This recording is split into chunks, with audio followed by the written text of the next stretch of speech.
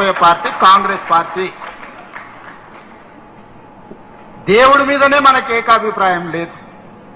ఒక ఆయన వెంకటేశ్వర స్వామికి మొక్తా అంటే, ఒక ఆయన ఆంజనేయ స్వామికి మొక్తా అంటాడు, ఒక ఆయన లేదు లేదు నేను అయ్యప్ప మాలేస్తాను, ఇంకొక ఆయన అంటే లేదు నేను శివమాలేస్తాను, మూడో ఆయన అంటాడు. అవునా? ఇవన్నీ మనం చూస్తున్నాం కదా. దేవుళ్ళ మీదనే మనకు ఏకాభిప్రాయం తీసుకురాలేకపోయినప్పుడు రాజకీయ నాయకుల మీద, జిల్లా అధ్యక్షుల మీద ఏకాభిప్రాయం ఉంటుందని నేను అనుకోను.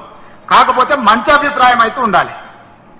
మంచి అభిప్రాయం లేకపోతే ఇక అది మనకు ఉపయోగం ఉండదు. దయచేసి నిన్నటి వరకు మీరు ఎట్లున్నారని నేను అడగదలుచుకోలేదు. ఎన్నో ఏళ్ళ పరిణామ క్రమంలో కొందరు నచ్చుతారు, కొందరు నచ్చరు. ఒకసారి నమస్తే పెడితే పెట్టలేదనో, మనం పెడితే వాడు పెట్టలేదనో, ఏవో చిన్న చిన్నవి ఉంటాయి. అవి మీరు బాధ్యత తీసుకున్నాక వదిలేయాలి.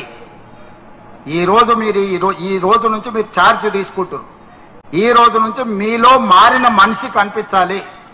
నేను కూడా ముఖ్యమంత్రి కాకుండా నాకు మస్తు మంది మీద కోపం ఉండే.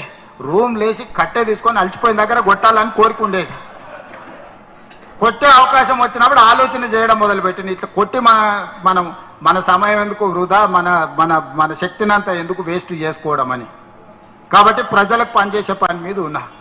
మీకు కూడా మీకు పదవి రాకముందు చాలా మంది మీద కోపం ఉండొచ్చు. ఇప్పుడు